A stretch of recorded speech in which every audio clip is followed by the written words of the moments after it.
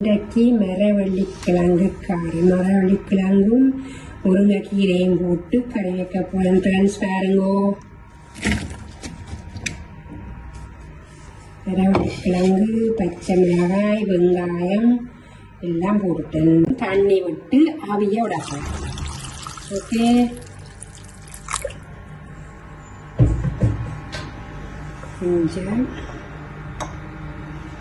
மஞ்சள் தூள்.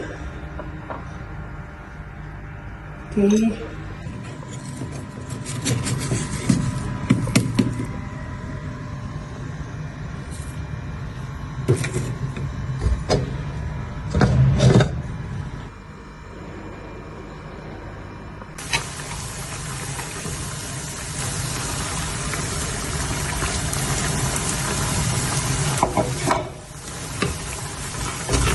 மரவள்ளிக்கிழங்கு, முருங்கைக்கீரை போட்டு பால் கறி.